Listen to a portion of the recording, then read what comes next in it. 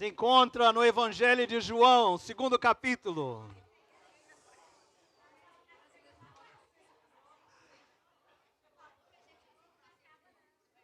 Aleluia, João, Evangelho de João, capítulo 2, a partir do versículo 1 até o versículo 11. Hoje você não vai ter o benefício da tela, então você vai acompanhar com sua Bíblia. João, capítulo 2, a partir do versículo 1 até o versículo 11. Você pode usar a sua Bíblia livro, você pode usar a sua Bíblia eletrônica, que for mais prático. Mas acompanhe em nome do Senhor Jesus conosco. Amém.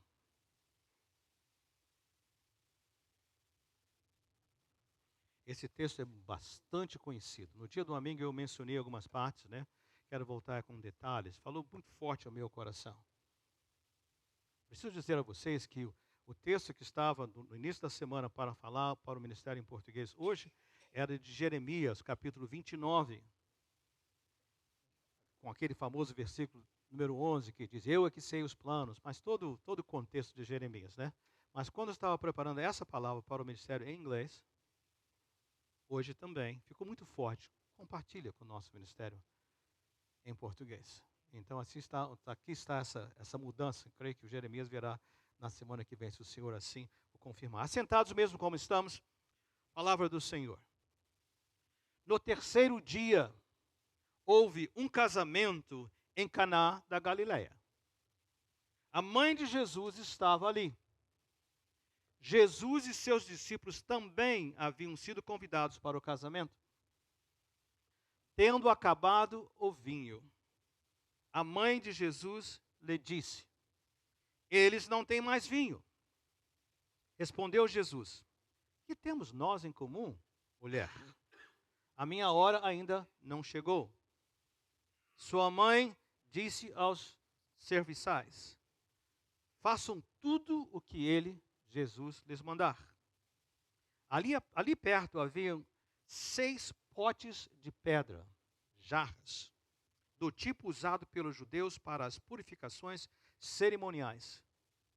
Em cada pote cabiam entre 80 e 120 litros, 20 a 30 galões.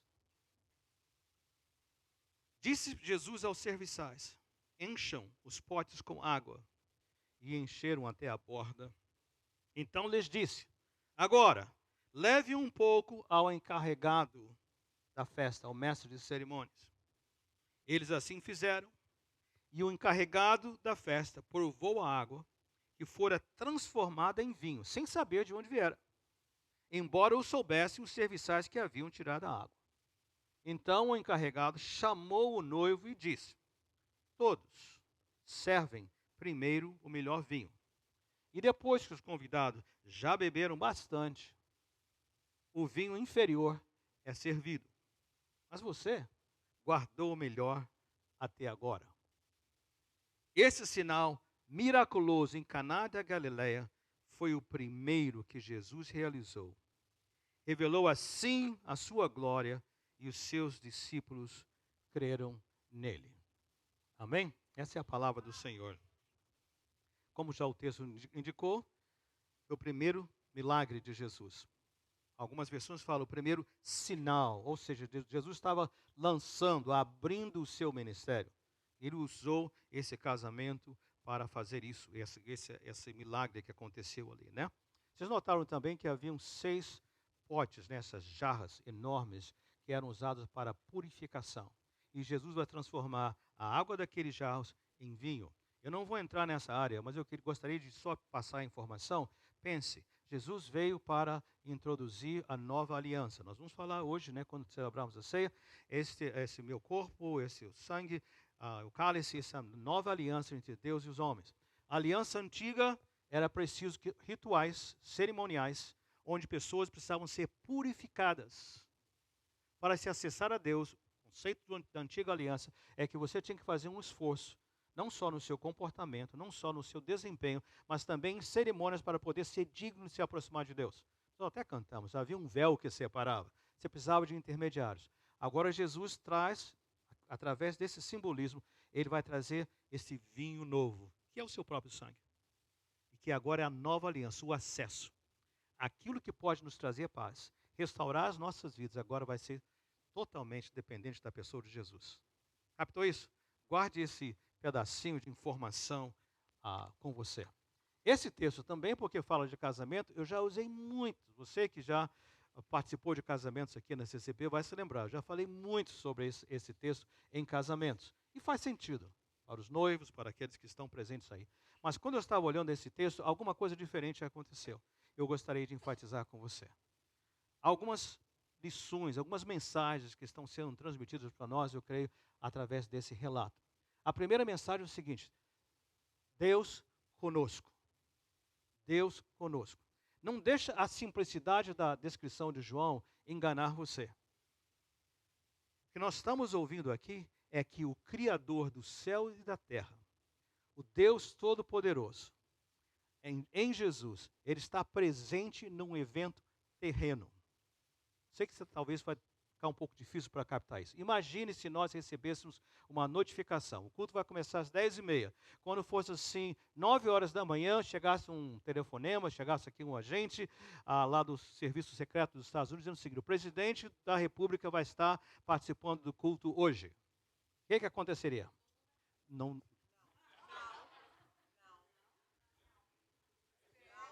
A Esther vai ficar no meu escritório em penitência para se arrepender. Minha irmã, você está perdoada. Ouçam. Aproveitar esse gancho. Ouçam. Pode respirar fundo. Ouçam. É importante esse momento para a lição. Sabe o que eu quero dizer? É o seguinte, preste atenção. Nunca se esqueça de honrar o ofício. Você pode não gostar da pessoa que está ocupando o office, mas nunca desonre o ofício. Isso é bíblico. Orem pelas autoridades. Abençoe, não importa quem seja, se são bons ou ruins, mas o ofício. Tá? Isso vai, eu estou saindo um pouquinho, vai para pastores também. Né? Às vezes há pastores bons e pastores ruins, né? Infelizmente, como em todas as profissões. Pessoas que são fiéis, chamados, outros que não são, ou outros que cometem erros. A palavra para a igreja é o seguinte: nunca misture o ofício quando precisar lidar com o oficial. Entende isso? Fechamos o parênteses. Então imagine que o presidente chegássemos aqui, vindo aqui. Gente, seria um sobressalto. A preparação. Mas aqui nós temos essa informação que o Rei do Universo, o próprio Deus, presente em algo tão comum como um casamento. Imagine isso. Pastor, de onde o senhor está pegando essa ideia? Olha só, se você pode, só ouça, não precisa procurar lá não. No mesmo João, no capítulo anterior, fica no capítulo 2, nós ouvimos lá nos versículos de 1 até o 14, eu vou ler só alguns, né? Fala assim: no princípio era a palavra, o verbo. Ou seja, na criação, Deus Pai, Ele falou e aconteceu. Haja luz e houve luz. Haja divisão e havia divisão, mares e céu, firmamento, todas essas coisas. Ele falou, então essa palavra dele é o próprio Jesus, o próprio Deus. Que Deus criou com o poder da palavra. Então, João 1 fala assim: no princípio era a palavra, o verbo, aquela palavra de Deus que criou. Mas ele não para aí. Ele, a palavra, estava com Deus. E ele conclui: era Deus. Jesus é Deus. Ele estava com Deus no princípio. Só para não haver dúvida, no versículo 3 diz assim: todas as coisas, toda a criação, foram feitas por intermédio dele. Sem ele, nada do que existe teria sido feito. Quer mais? Nele estava a vida, e esta era a luz dos homens. A luz que brilha nas trevas, e as trevas não a derrotaram. Versículo 9.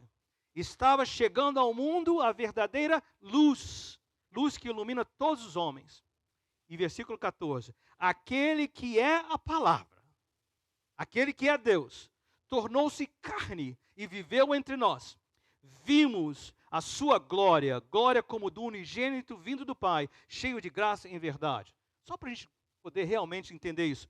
Ele é a palavra criadora, ele é Deus, através dele tudo foi feito, nele está a vida, ele é a luz de todos os seres humanos, as trevas não podem ofuscá-lo, ele é Deus que se toma forma de carne e habita entre nós, ele é o único filho, aquele que veio do Pai, unigênito, cheio de graça e verdade. Agora pare e pense, você já pensou nessa verdade? Que da mesma maneira que Jesus estava presente naquele casamento lá em Caná da Galileia, ele está presente conosco. Por exemplo, nessa época do ano, né, de maio, junho, nós temos as formaturas. Imaginou o seu filho com a presença de Jesus naquela hora de formatura? Você já imaginou isso? Como às vezes nós andamos como se não fosse verdade. Ele está conosco em todas as áreas. Você imaginou, temos esse mês também vários Sweet 16, né? Aniversário de 16 anos, correspondente aos 15 anos do Brasil, né? Mas Sweet 16, você imaginou Jesus, Deus, presente na sua festa do Sweet 16? No seu casamento, o Senhor presente quando o seu filho é nascido, né? Cadê o Jonatas? Jonatas, onde você está? Está aqui, né? O Jonatas falou que ele quer ter 5 meninos, né? Não. A Sarinha, quando nasceu, imaginou o Senhor Jesus presente lá, e isso é verdade. Nós temos que tomar posse disso. Agora, presente quando estamos sofrendo, Jane falou, né? Na hora do sofrimento, Ele está presente, Ele sabe todas as coisas. Presente quando o nosso mundo tem um colapso, em todas as áreas, né? Essa semana, muita preocupação, pessoas me perguntando, pastor, a imigração está fazendo essas batidas, o que vai acontecer? Eu digo, irmãos, ande. Porque pode ter a quantidade, milhares de pessoas da imigração, mas você tem com você o Senhor Jesus. Se Ele quer que você fique, você vai ficar. Se Ele quer que você vá, você vai voltar. O que seja, mas seja o que for, louvado seja o nome do Senhor. Você entende isso? Porque se eu tenho Cristo, o que eu vou temer? Por que vou permitir que o receio venha sobre nós? E quando as finanças têm esse colapso? De repente, a perda do trabalho, ou a questão da enfermidade. Às vezes estamos ótimos e de repente vem uma enfermidade inesperada e às vezes complicada. Mas nesse momento, Senhor, estou contigo. O Senhor está comigo em nome de Jesus. Entendeu o que significa? Porque assim como Jesus está lá naquele casamento, nós estamos vendo o fato de que Ele está conosco. Aí você diz assim, mas pastor, a minha vida não está legal. Eu não ando bem. Ouça o que a palavra de Deus diz para você. Ainda nessa ideia, porque muitos pensam o seguinte, Jesus só está presente com gente boa. Jesus só está presente com pessoas que se comportam bem. Olha só a boa notícia que a palavra de Deus nos dá para nós. Ouçam só em Romanos capítulo 3. Como está escrito, não há justo, nenhum sequer. Se você pensou que merecia a presença de Jesus, eu tenho uma péssima notícia. Ninguém merece. Não é por merecimento. Não há justo, nenhum sequer. Não há ninguém que entenda realmente. Ninguém que busque a Deus. Todos se desviaram, tornaram-se juntamente inúteis. Onde não há ninguém que faça o bem, não há nenhum sequer.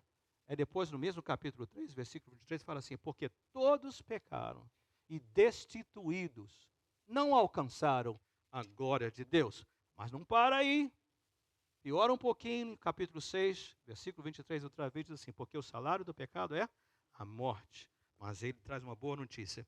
Mas o dom gratuito, de graça de Deus, é a vida eterna que é em Cristo Jesus. Por que isso? Porque Deus amou o mundo, você sabe muito bem, né? De tal maneira que Ele deu o seu Filho unigênito, para que todo aquele que nele crê não pereça, mas tenha vida eterna. Qual é o ponto, pastor? É que Jesus está comigo, apesar de mim, apesar de você. Então, seja celebração, seja tribulação, seja o que for, o Senhor está presente nos seus afazeres. É uma pena, uma lástima quando nós pensamos que Jesus veio a esse mundo apenas para garantir vida eterna depois da morte. Isto também, mas a transformação, o cuidado, a promessa de estar conosco é para aqui e agora. Ele está conosco em cada um dos nossos momentos. Você pode dizer amém para isso? Mas, amados, o que mais que nós vamos aprender nessa lição? Apesar que Jesus está conosco, o que é que nós aprendemos? O vinho vai acabar. O vinho vai acabar. Versículo 3, tendo acabado o vinho, a mãe de Jesus lhe disse, eles não têm mais vinho. Qual é o simbolismo aqui? O simbolismo que no nosso dia a dia, o vinho sempre acaba. Sempre acaba. O vinho aqui é um símbolo de alegria. símbolo de alegria, de coisas boas. É aquela coisa boa que está acontecendo conosco. Agora, absolutamente, ouça com atenção. Eu não estou apoiando o uso de bebidas alcoólicas. Se você quiser seguir um conselho do seu pastor, esteja longe de toda bebida alcoólica. Não se iluda com um pouquinho mais, porque tem sempre alguém que vai ser influenciado e vai passar mal por causa disso. Mas está aí apenas um recado, eu não tenho um versículo bíblico para dizer isso. É um conselho. Está bem apenas para vocês. Então, eu não estou dizendo isso. Mas o vinho representa essa alegria. O que quer dizer isso? Eu falo nos casamentos assim, olha, hoje está tudo muito bonito. Todo mundo dizendo coisas boas, felizes e tudo mais, né? Essa bênção toda, casados para sempre, os votos e tudo mais. Mas você pode estar seguro, o vinho vai acabar. Dias difíceis virão. Isso é verdade em todas as áreas da nossa vida. E pode ser apenas um desacordo. E pode ser apenas alguma coisa pequenininha, uma frustração pequena. Mas pode ser algo desastroso também. Por exemplo, problema no casamento. Problema com filhos. Ontem à noite aqui na programação tivemos especial Noite de Adoração. Foi tão bom o testemunho do pastor Juliano, né, falando sobre a jornada dos seus filhos, não é isso? Mas teve um momento que seus filhos estavam, o vinho acabou. Depois o Senhor restaurou aquelas vidas para a honra e glória dele, mas você vai ter isso, né? Pode ser também para meninos e meninas, ou até nós no trabalho, pessoas que bullying, né? Que ficam fazendo, eu não sei como seria a palavra em português, que ficam nos tratando mal, colocando para baixo, né? Pode ser isso também. Pode ser rejeição por amigos, pessoas queridas. Estava essa semana dando atendimento a uma pessoa mais jovem, e a pessoa mais jovem com muita coragem diz o seguinte, olha, eu não tenho propósito na minha vida. Para aquela idade eu me assustou de ver alguém falando assim, não tenho propósito na minha vida. O que você quer dizer? É porque meus amigos não me incluem em nada. Eu fico vendo nas redes sociais, eles se encontraram, fizeram isso, fizeram aquilo, mas ninguém me convida. Eu não sou incluído em nada. Então eu não tenho razão de viver. Você notou a complicação dessa declaração? Então você vê como isso pode nos afetar. E pode ser talvez, você está bem de saúde, como eu disse, de repente você recebe um diagnóstico de que algo está totalmente errado. Ou talvez perda de um trabalho, gente. Uma coisa que de repente você estava tão seguro. Recentemente alguém estava procurando e desabafa e dizia, pastor, eu estava num trabalho que eu pensei que era onde eu iria me aposentar. 10 anos já nessa função. E sem mais nem menos. Lá o encarregado apenas me chamou e disse o seguinte, olha, hoje pare assim que terminar as 8 horas e venha falar comigo. E quando chegou, disse o seguinte, você não precisa voltar mais. E por quê? Porque eu disse que você não precisa voltar mais. É logo. E agora? O que nós fazemos quando o vinho passa e vai embora? Lição número 3. Todo mundo, preste atenção, Deus conosco, vinho vai acabar, problemas difíceis virão. O que eu faço nessas horas? Todo mundo precisa de uma Maria, entre aspas, na sua vida. Todo mundo precisa de uma Maria na sua vida. Hoje, no nosso café da manhã, né, Jonas? Estávamos ali, nós temos uma equipe que se encontra às 7 horas da manhã, né, Paulo? E outros mais. Nós nos encontramos às 7 horas da manhã. Se você quiser fazer parte desse time, você é muito bem-vindo. Nós nos encontramos aqui às 7 horas da manhã, tomamos um café juntos, oramos juntos, depois vamos para a igreja para cuidar de preparar esse lugar para vocês. Os voluntários me procuram logo depois do culto, né?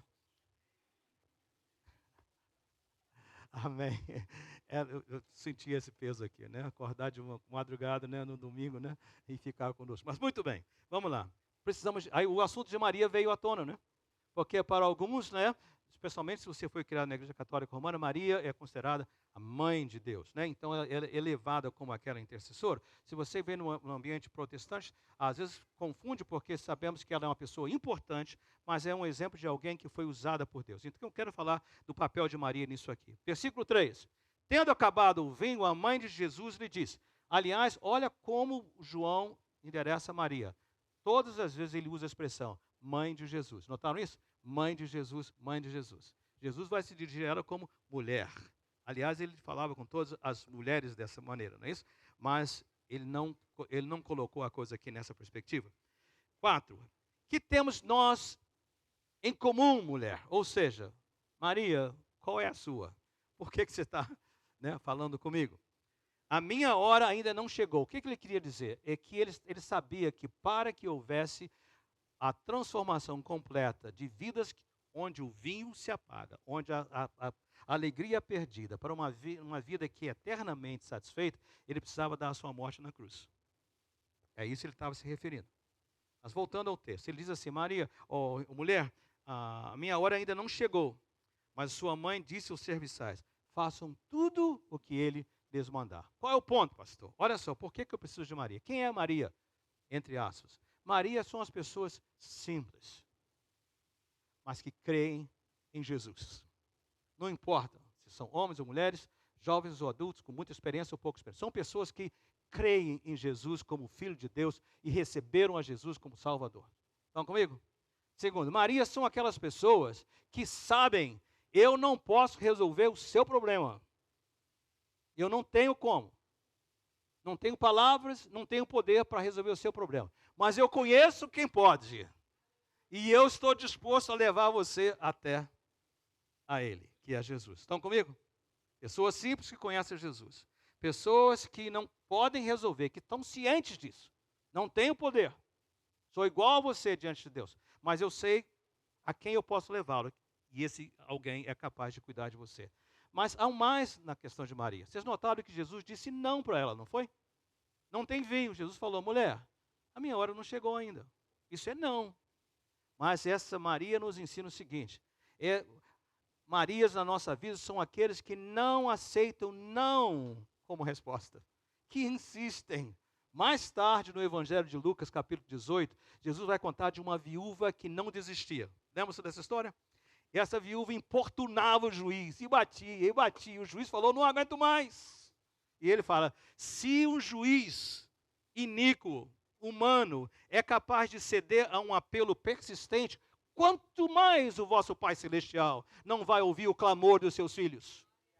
Então, quem são as Marias na nossa vida? São aquelas pessoas que sabem quem Jesus é, já o abraçaram, sabem que não são humildes o suficiente para saber: não sou eu que transformo a sua vida, mas eu posso levar até o Jesus, mas alguém que irá até Jesus intercedendo. Que intercessão é essa? Orando pela pessoa, orando pela situação, orando pelo caso, e que vai dizer: Senhor, eu não vou parar de clamar até que o Senhor responda essa situação. Captou isso? Dia do domingo foi tão importante. Nós temos aqui os irmãos Reinaldo, Renata, aqui temos também o Marconi, a Adriana, entre outros, e os demais estão se refazendo da semana intensa, não é isso? Que não estão aqui conosco, a Ercilânia também, que não estão conosco. Qual é o ponto? São as Marias que Deus está usando. E Deus pode usar mais pessoas que talvez digam o seguinte: olha, eu não tenho, mas eu sei quem tem. E eu estou pronto a ser um intercessor por vidas. Eu estou pronto a me envolver nos assuntos. Olha só, Maria não ficou neutra. Ela viu o problema, ela se envolveu. Então, nós não envolvemos como intrusos, nós nos envolvemos como pessoas que se importam. Eu não posso olhar e ver você passando dificuldade e não me envolver, clamando ao Senhor, me aproximando de você, tentando ajudá-lo. Entenderam isso? Ficou claro? Então, todos nós precisamos de uma Maria em nossas vidas. Por favor, não ande sozinho. Não ande sozinho. O Senhor ouve a sua oração? Ouve. Mas você, por favor, não ouça. Não fique sozinho. Não ande sozinho. Procure. Fale conosco, fale comigo. Nós vamos encaminhá-lo a uma Maria. A uma Maria que pode ajudá-lo nessa caminhada em nome de Jesus. Diga amém para isso. E me procure ainda hoje, por favor, em nome de Jesus. Finalmente, nós precisamos abraçar esse Jesus. Nós vamos até Jesus quando sabemos que está totalmente fora do nosso controle. Naquela situação ali, era um momento de pânico. Por quê? As festas judias duravam muito tempo. E eram assim uma vergonha que eles não tivessem planejado o suficiente para todos os convidados. Então aquilo é uma questão muito séria. Estava além do alcance deles. Então, quando aqueles serviçais vão até Jesus, como Maria disse, façam o que ele mandar. Não que eu fale, não, o que ele mandar, vocês falem. Eu já apontei vocês para Jesus. Jesus faz um milagre. Ele manda que encham aqueles potes de água, manda que eles tirem aqueles potes de água e que eles mostrem ao encarregado, e agora aquele milagre acontece. Faz sentido isso? Você já acreditou? Precisando de vinho, alguém manda colocar água assim, você ficaria satisfeito? Eu não faria sentido na minha cabeça, né? Manda lá no Seabras, compra o vinho, tem traz, vem, se é que o Seabras vende vinho, né? Mas, o ponto é sobrenatural. Então, o que eu vejo é o seguinte, há certas situações que nós podemos endereçar, mas há momentos em que o nosso vinho acabou, que nós precisamos depender do Senhor Jesus. E naquela hora não tem que entender. Imagina Josué, quando Deus mandou que ele andasse 6 dias em volta, ali daquelas voltas, e depois no 7º dia, né, só em silêncio, no 7º dia, todo mundo tocar a trombeta, 7 vezes tocar a trombeta, e as muralhas iam cair. Imagina o pessoal lá dentro daquela cidade de Jericó, estavam rindo. Olha esses otários aí, né? Olha que gente mais estúpida, cansando-se por nada, até a surpresa deles quando aquela muralha caiu. Entendeu isso? Como é que Deus trabalha em nossas vidas? Tome posse do sobrenatural. Como eu disse, pode ser uma coisa simples, pode ser algo extraordinário. E muitas coisas são muito além, né? Eu sei que você poderia ter exemplos de situações que estão muito além. Como eu falei, enfermidade, questão financeira, questão de família, de filhos e de pais, e tantas coisas assim. Essa semana, aqueles que gostam de esportes aqui nos Estados Unidos, não sei se você viu a notícia, né? Há um jogador que eu vi, né, quando ele estava ainda começando no seu auge, né, nos anos 80. O nome dele é Dwight Gooden.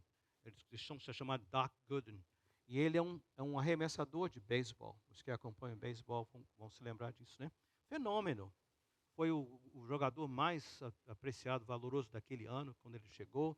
Depois ele ganhou o prêmio do melhor arremessador de todo o esporte. Foi campeão nacional, como os americanos falam, campeão do mundo, né? É só o campeonato nacional, mas eles se chamam campeões do mundo, né? Go figure, né? Mas passa essa ideia. Mas o que aconteceu? Se envolveu na dependência de cocaína. Família, jovem. Foi uma luta. Perdeu sua habilidade de jogar, foi colocado fora do time. Aí um outro time aqui de Nova York também deu oportunidade a ele. Ele voltou, parecia uma nova fase. Ele ganhou, ele conseguiu fazer um jogo sem ninguém conseguir rebater nenhuma das suas bolas. Foi assim algo extraordinário. São poucos, pode contar nas mãos os que fazem isso. Essa semana aqui em New Jersey, no sul de New Jersey, foi preso outra vez, de muitas vezes. E agora tudo indica que vai ficar 5 anos na prisão. Você olha para aquela vida, eu falei, o vinho acabou. E naquela hora o meu coração se aperta e pensei assim, olha, só tem um que pode resolver isso, é Jesus. Essa história do Dwight Gooden está lá longe, mas quantos de nós conhecemos Dwight Gooden em nossas vidas? Dependências físicas, substâncias, hábitos, situações que precisam. Misericórdia, Senhor. Eu luto muito quando a gente fica assim paralisado pelo rancor, pela mágoa, pelo ressentimento, pela inabilidade de perdoar ou de liberar o perdão. Tantas coisas que nos assolam. Jesus pode transformar esta falta de vinho, fazendo a água da nossa vida ser transformada em algo poderoso que vai fluir. Mas para isso eu preciso entregar-me a Ele. A palavra de Deus deixa muito claro. Ele, aquele que habitou entre nós, né, Deus que se tornou carne e habitou entre nós, ele veio para o que eram os seus, mas os seus não os receberam. Mas ele conclui dizendo, mas a todos quantos o receberam, e creem nele, a eles deu-lhes o direito, o poder de se tornarem filhos de Deus. A distância é só daqui ao seu coração, né? Somente para você poder dizer, Senhor, transforma o vinho que se foi em algo maravilhoso. Faz um milagre na minha vida. Você ora comigo? Vou pedir aos nossos irmãos que vão me ajudar na celebração da Santa Ceia, que venham tomar os seus lugares aqui à frente nesse momento. Pai querido, completa essa obra em nossas vidas, Senhor. Ô Senhor, abre nossos olhos, nosso entendimento, os olhos espirituais, nosso entendimento para saber que o Senhor está presente nas coisas mais simples. Aqui nesse culto, daqui mais tarde na hora do lunch, depois à tarde no passeio, mais tarde com a família, amanhã no trabalho. Sempre o Senhor está conosco, Criador dos céus e da terra, conosco.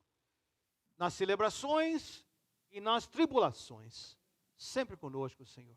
Então, Pai, Senhor, abre nossos olhos para ver isso. Senhor, também, Pai, que nós não sejamos assim, está em negação e não abrir o nosso coração quando o vinho se acaba, Senhor. Quando a alegria é roubada, Deus. Mas, Senhor, que nós possamos ser sábios e não andar sozinhos, ó Deus. Precisamos das Marias em nossa vida, Deus. Precisamos daqueles que irão interceder por nós, aqueles que vão estar conosco.